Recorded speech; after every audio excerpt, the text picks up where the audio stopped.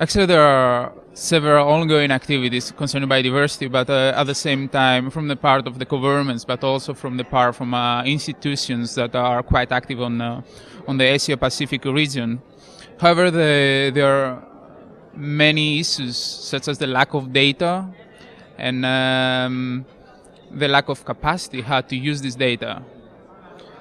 So this is where my organization is coming. So we are an intergovernmental organization, as very well you said, and we represent 89 country members and 61 participating organizations. And we address some specific national and regional needs.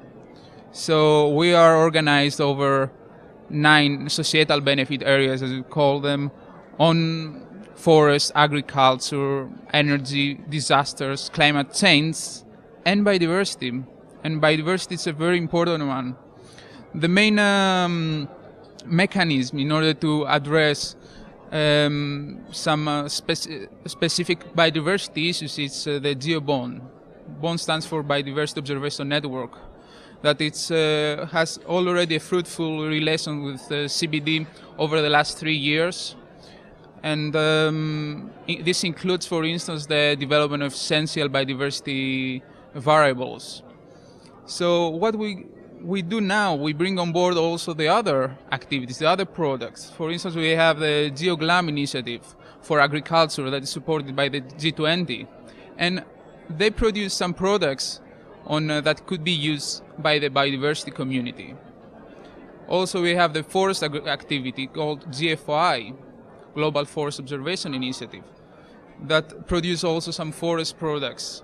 And also, currently they collaborate with 11 national demonstrators, including Indonesia, for instance. So we bring all this data and all these capacity building activities, we coordinate them. Actually, the lead will be the GeoBond group that I mentioned before, and we address specific needs, regional needs.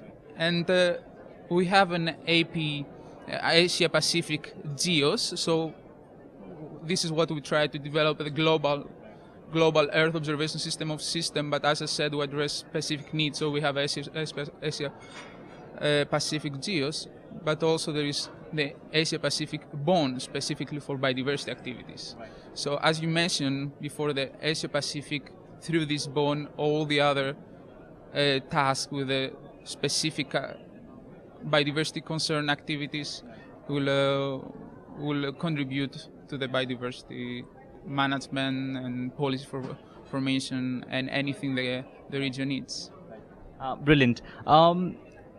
You mentioned that your organization has been participating in the COP summits over the last 3 years, since COP9, and this is the third one. You've closely understood the agenda, and you've seen the evolution in the pursuits and the discussions that take place, the decisions that are taken. For this year COP meeting, is there anything particular, any specific thing that you'd like the COP to focus on? As I said, and actually as has been said by the key speakers before, was that now this COP is going to focus on the implementation, so there is not going to be a new protocol. I would like to see some progress, because following also that the other international environmental treaties, such as the UNFCCC, you see that when we have progress, after some years we have this progress start to decrease. No new incomes, no new results. So far we're not there with the CBD.